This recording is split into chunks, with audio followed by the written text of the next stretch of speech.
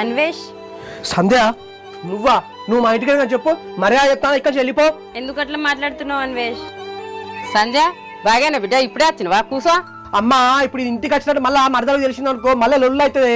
మర్యాద చెప్తున్నా సంధ్య, నువ్వు ఇక్కడ వెళ్ళిపో. అట్లా కాదని వేస్ట్, నేను మీ ఇంటికి వచ్చినని మీ మద్దతులకి ఎట్లా తెలుస్తా చెప్పు? నేను మంచిగా చెప్తే అర్థమవుతుందా? ఇక్కడ వెళ్ళిపో.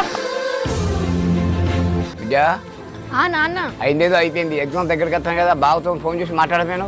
ఏంది నాన్న నీకు జోకులు అవుతున్నాయా? నేనెందుకు మాట్లాడతా మళ్ళీ బావతోటి? బిడ్డ ఈ రోజులలో కామన్ రా, పట్టించుకోవద్దు.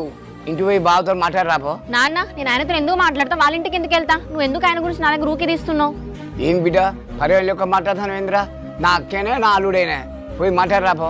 సరే ఏదో బావే కదా నేను మాట్లాడుతున్నా, అప్పుడు వాళ్ళు ఏమనుకుంటున్నారు? ఏదో దీనికి ఇష్టం ఉంది అందుకే మాట్లాడుతుంది అనుకుంటున్నారు కదా. పిండి గురించి ఎందుకు ఇస్తాను బిడ్డ? నీ ఇష్టం లేవని నీ పిండి అయినా చెప్పినా కదా. నువ్వేమన్నా చెప్పు నాన్న, నాకు ఇష్టం లేని దాన్ని ఇష్టం లేనట్టే ఉంటా నేను.